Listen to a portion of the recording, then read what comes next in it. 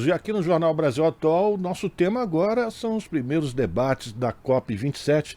E para isso nós vamos conversar agora com o professor Wagner Ribeiro, professor do Departamento de Geografia da Universidade de São Paulo e do Programa de Pós-Graduação em Ciência Ambiental. Muito bom dia, professor Wagner. Bem-vindo aqui ao Jornal Brasil Atual mais uma vez. Bom dia, Rafael. Bom dia quem nos acompanha. Professor, vamos lá. Na abertura, o secretário-geral da ONU, Antônio Guterres, pediu no discurso de abertura que o cenário de emissões de gases do efeito estufa precisa mudar com um pacto. Ele disse: a humanidade tem uma escolha, cooperar ou morrer, ou um pacto pela solidariedade climática, ou um pacto pelo suicídio coletivo. Wagner, a necessidade dessa ação é urgente. Todos os representantes reunidos lá na abertura da COP27 concordam. Mais de 100 chefes de Estado ou representantes dos seus governos concordam com essas afirmações. Mas parece que o problema é quem vai pagar a conta para atingir esse objetivo, né? Exatamente, Rafael. Você está trazendo a questão central que está em discussão nessa COP, que é justamente o financiamento, né? Os famosos 100 bilhões de dólares que foram prometidos até 2050 e que até agora pouco, quase nada desse montante foi direcionado especialmente para dois tipos de ação, né? Primeiro, ajudar as ações que nós chamamos de mitigação, ou seja, ações que possam reduzir as emissões de gás de efeito estufa, e aí você tem fundamentalmente a busca, a batalha por novos padrões energéticos mais sustentáveis, meio que dependam menos do carvão e petróleo. E o segundo, não menos importante, eu diria até que mais importante nesse momento, é justamente sacramentar a ajuda que é falada já há mais de 30 anos para que os países que serão os mais afetados, que têm menos renda, possam promover ações de adaptação às mudanças climáticas. O que nós estamos falando com isso, Rafael? Na verdade, é preciso organizar os países, né, para que a gente possa ter aí, por exemplo, programas de assistência a desastres, né, prevenção de desastres, como cheias, né, como alagamentos, secas também severas que são anunciadas já e já estão ocorrendo, na verdade, não é mais um anúncio, né? Furacões que estão ganhando mais intensidade, enfim, nós temos já uma série de evidências de que os efeitos das mudanças climáticas estão presentes e essas evidências elas indicam a necessidade de ter um plano, então, de preparação para receber os impactos dessas catástrofes climáticas. E para isso é preciso recursos. Não há outra forma, né? Você, para organizar pessoas, né? Eventualmente deslocar pessoas de áreas de risco, enfim, são questões densas, polêmicas, né? Que envolvem a dimensão social, a dimensão ambiental, e isso não se faz sem recurso, né? Em especial, Rafael, porque nós sabemos que já de longa data que os países mais afetados serão os países da faixa tropical, que não por determinismo geográfico, mas são os países que na maior parte têm a renda mais baixa. Então você tem aí uma situação muito difícil, quer dizer, países com menos recursos sendo os mais afetados. A forma de você atenuar essa situação é justamente fazer aquilo que está anunciado lá desde 92, né, na Convenção Quadro de Mudança Climática, que é justamente fazer com que os países que tenham mais responsabilidade pelas emissões possam também agora subsidiar os impactos que eles causaram pelas emissões emitidas no passado. Né? Esse é um grande debate da COP, que é justamente quem vai pagar essa conta. Né? Quando esses 100 bilhões aí vai chegar ontem, nos primeiros dias aí o Macron anunciou que vai incrementar o apoio, a Alemanha também falou, Reino Unido, né? Mas até agora, na hora de assinar o cheque, como a gente costuma dizer, né, o recurso não chegou. Então, estamos ainda na fase de anúncios, né? E são anúncios que, como aí o Antônio Guterres foi muito preciso, né? Nós não podemos mais esperar, é preciso promover ações já para que a gente consiga preparar o mundo para enfrentar essas catástrofes climáticas que estão anunciadas. Pois é, professor. Um relatório que foi encomendado pela presidência da COP27, foi divulgado ontem, aponta que os países em desenvolvimento e emergentes precisarão de mais de 2 trilhões de dólares por ano para financiar o combate à mudança climática. E esses efeitos já estão muito visíveis, né, professor? Para quem mora aqui em São Paulo, eu não lembro de ter enfrentado uma friaca como a gente está enfrentando no mês de novembro, por exemplo. Uma dúvida, Rafael, veja, esse relatório que você está trazendo, ele é ainda mais dramático, né, porque ele está indo naquilo que é preciso. Eu estava dando 100 milhões, 100 bilhões, desculpe, como aquilo que já foi acordado, né? Então, se nós formos pautar o que é preciso, o número é exatamente esse que você está apresentando, o que mostra que nós estamos muito longe, né, de enfrentar claramente, né, com coragem, esse enorme desafio das mudanças climáticas, né? E você montou muito bem, né? O que nós estamos assistindo com as mudanças climáticas é justamente o acirramento dos chamados eventos extremos, né? Então, quando você tem um período de chuva, há uma mudança no padrão do comportamento da chuva, em vez de você ter aquela chuva, por exemplo, a São Paulo da Garoa, trazendo o exemplo que você trouxe da nossa cidade, né? Não existe mais a São Paulo da Garoa, né? Você tem, na verdade, chuvas muito intensas, períodos de menos chuva, e o que é curioso, né, os colegas que acompanham, fazem medições, etc., constatam que o volume de chuva é exatamente próximo do que ocorria nas médias, né? Nós estamos assistindo, na verdade, uma mudança do comportamento da intensidade da chuva. Ela vem mais intensa, mais localizada. Evidente que isso traz consequências, né, como alagamentos, enchentes, escorregamento de vertente, muitas vezes levando à morte de pessoas, perdas materiais, e também, né, esse inverno não esperado, né, no mês de novembro. Pra você ter uma ideia, Rafael, é de 1999, né, o último inverno, entre aspas, né, porque o novembro já estamos no meio do caminho da primavera, mais próximo para o verão, então não é frequente, né, de fato, ter temperaturas baixas como nós estamos assistindo em São Paulo nessa época do ano. Há 23 anos atrás isso ocorreu. Isso mostra que se trata, assim, de um evento fora da curva, né, que a gente chama de evento anômalo, e isso, a tendência é que esse tipo de situação seja mais frequente em diversas manifestações do clima, né? Aí teria que entrar um pouco no mérito por que essas coisas estão acontecendo, o que está fazendo com que essas massas mais intensas cheguem fora da época esperada, né? Mas, enfim, de todo modo, as consequências aí. A gente assiste, por exemplo, em novembro, né, temperaturas muito baixas, 12 graus como mínima, 14 graus como máxima, né? Enfim, é uma situação anômala que está corroborando, inclusive, a própria alteração no regime de chuva que já se verifica em São Paulo, por exemplo. A gente está conversando com o professor Wagner Ribeiro, professor do Departamento de Geografia da USP e também do Programa de Pós-Graduação em Ciência Ambiental. Professor, o senhor falou que os países mais afetados serão aqueles da faixa equatorial, né? E aí, nessa faixa, a gente encontra, por exemplo, na América do Sul, Brasil e toda a floresta amazônica, mas também na Ásia. A gente tem porções importantes ainda de espaços de floresta que precisam ser preservados e esses países continuam sem nenhum acesso a esse tipo de financiamento. É importante que isso seja cada vez mais urgente de que esses países que são do chamado Norte Rico compareçam com o seu chequinho, né? Não há dúvida. Veja, Rafael, essa é a grande questão que está em debate, né? Nós sabemos que os países que detêm floresta em pé, né? Você lembrou bem o caso do Brasil, mas tem também a República do Congo, na África, né? A Indonésia, né? Enfim, também está presente. E foi anunciada ontem a intenção de uma articulação entre Brasil, Indonésia e República Democrática do Congo.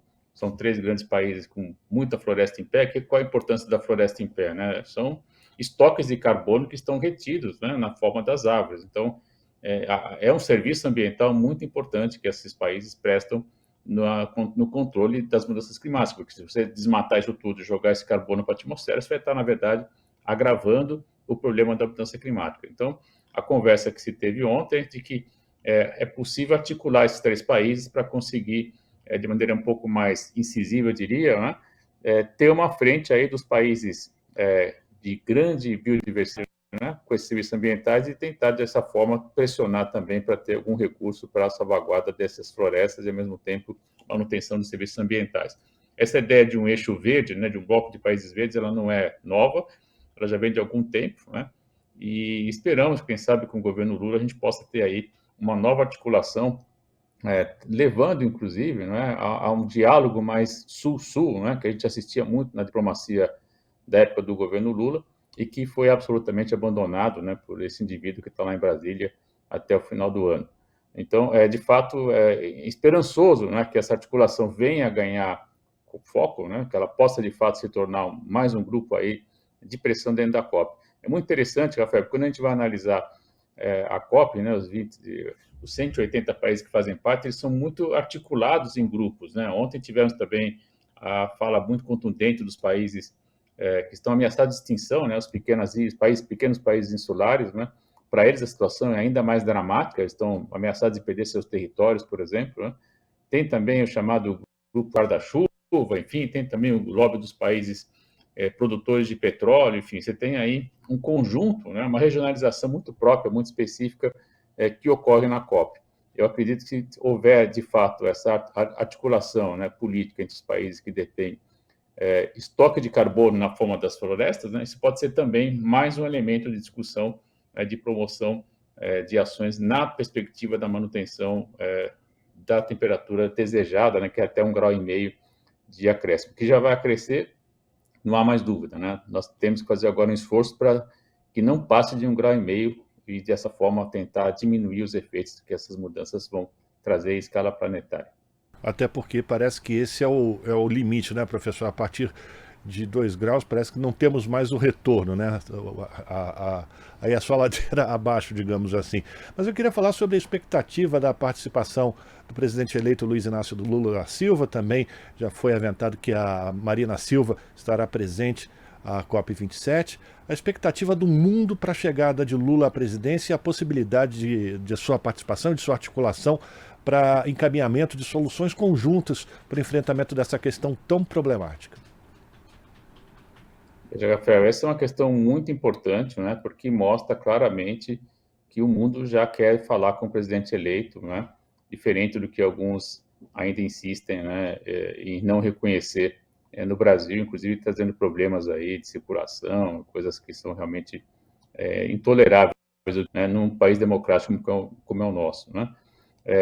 O convite veio, né, da presidência do Egito, claramente apostando, reconhecendo, né, a importância que o presidente Lula teve, porque quando a gente vai analisar ao longo da história, né, a gente acompanha essas questões há mais de 30 anos já, veja, o governo Lula, em 2009, na COP de Copenhague, teve uma mudança de atitude muito importante. O Brasil, naquele momento, Rafael, foi o primeiro país que apresentou cotas, né? Uma meta nacional voluntária de redução de gás de efeito estufa, né? E a partir dali, você teve depois, no Acordo de Paris, 2015, a adoção das cotas pelos países em geral. Então, de fato, né, a liderança brasileira naquele momento gerou um novo modelo, né? Podemos entrar no mérito se o que está sendo prometido é suficiente ou não, sabemos que não é, né? Mas é o que eu costumo dizer, se nós tivermos a meta, ainda que insuficiente, temos por que brigar, por que lutar, né? Se não tivermos nem essas metas, o que será do mundo, né? Aí vamos cair no suicídio climático que disse o Antônio Guterres na abertura da convenção, das partes agora, né, lá no Egito. Então, eu diria que a expectativa é muito grande, porque ele pode, de fato, né, esperamos, né, anunciar uma mudança de direção no Brasil. Essa mudança passa fundamentalmente pelo controle do desmatamento. Né? É a nossa grande fonte de emissão, Rafael. Isso nós sabemos que é possível fazer hoje sim. Temos sistemas de monitoramento de satélite que foram abandonados, né, foram deixados de lado, foram pouco utilizados ou foram desconsiderados, na verdade, né? O INPE tem técnicos muito qualificados que foram subutilizados, né? As análises não foram levadas a sério para que a gente pudesse ter uma ação no campo imediatamente após o registro da indicação de eventual desmatamento, né? Se isso mudar, já é algo muito importante, né, que vai reduzir as emissões do Brasil, e o Brasil hoje está entre os 6 maiores emissores do mundo, tendo como principal fonte o desmatamento. Então, se trata, assim, de um papel de destaque, né, no planeta, e, evidentemente, que a expectativa é que o governo Lula, junto com a Marina Silva, que tem também uma vasta experiência, já foi ministra do Meio Ambiente, é uma liderança reconhecida com prêmios internacionais, inclusive pela ONU, esse conjunto, né, e parece que acena claramente para a volta do país, do Brasil, como uma liderança importante no jogo da ordem ambiental internacional das mudanças climáticas. Então, há muita expectativa, sim, e imagino que ele deve estar, pela próxima semana, né, anunciando alguma coisa por lá também, o que é muito importante e retoma a posição do Brasil nesse jogo político fundamental. Professor, nosso tempo já está acabando, mas eu queria a sua avaliação também de um outro anúncio que parece que pode ser feito durante a COP27, que é a apresentação da deputada Sônia Guajajara como provável ministra dos povos originários, uma promessa também do presidente eleito Lula, e a importância da criação de um ministério desse, quando a gente lembra que os povos originários são os maiores preservadores das florestas, do meio ambiente, da diversidade, a importância desse ministério também no esforço de conter ou de reverter esse desmatamento que tem sido verificado no Brasil nos últimos 6 anos. Veja, Rafael, esse é um anúncio da maior importância, da maior relevância, né? Nós sabemos que o Brasil é um país que tem povos originários, é um país de diversidade cultural muito rica, né, que tem vários povos originários, e criar esse ministério é reconhecer a importância, né, desse segmento da sociedade brasileira, que foi massacrado nesses últimos 4 anos, infelizmente, né?